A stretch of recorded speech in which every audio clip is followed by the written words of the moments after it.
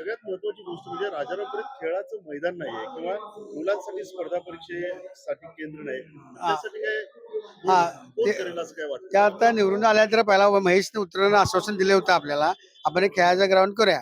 तिथे 9 नंबर शाळेमध्ये टप ग्राउंड केलेला आहे, तर तिथं कोण खेळायला जात नाहीत, कारण की 9 नंबर शाळा पहिला पडलेले आहे. तिथे जरा वस्ती बिस्ती गाई बी जिथं असतात, तिथे केलेलं ग्राउंड नाही एक चांगलं, तिथं कोण खेळायला जात नाहीत.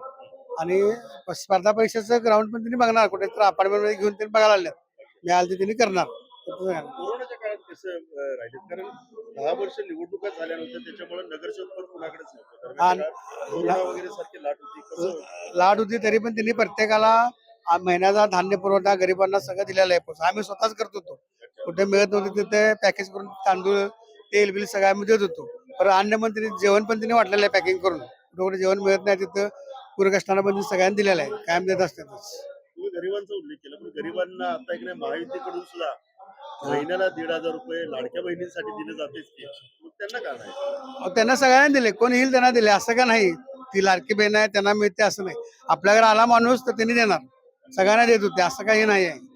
आपली माणसं असं का नाही, आपल्या दारात आलं की त्यांनी प्रत्येकाला देत होते. पण ते तेवढ्या वेळेपुरतच राहिला. ह्यांनी मात्र आता कायम चालू केलेलं आहे लाडक्या बहिणी. अहो लाडकी बहीण पहिला त्यांनी दिले सगळ्या भर, आता 50% कमी केलंय त्यांनी.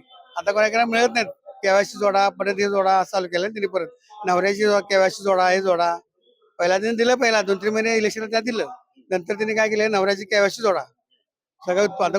कोण पण असताना 2 लाखाचं उत्पन्न कोणाला नाही, झोपडपट्टीच राहिला माणूस ते 2 लाखाचं उत्पन्न आहेच, असं काय होऊ शकत नाही. आपण ते 2 लाखाचं उत्पन्न आटलं तुम्ही देणार, झोपडपट्टी त्या घरात टीव्ही मोठा 50 इंची टीव्ही असते त्या घरात, असं काय कोण नाही आहे. लाडक्या बहिणी तसं म्हटलं कोणीच बसत नाही नियमान काढलं, खरं आपण देतात ते असं आहे. त्यावेळेस काँग्रेसने जो जाहीरनामा केलाय त्या जाहीरनाम्याकडे कसं बघताय तुम्ही? ध्यान केला तिने हाय बसत आहे, त्यांची मला काय चुक नाही.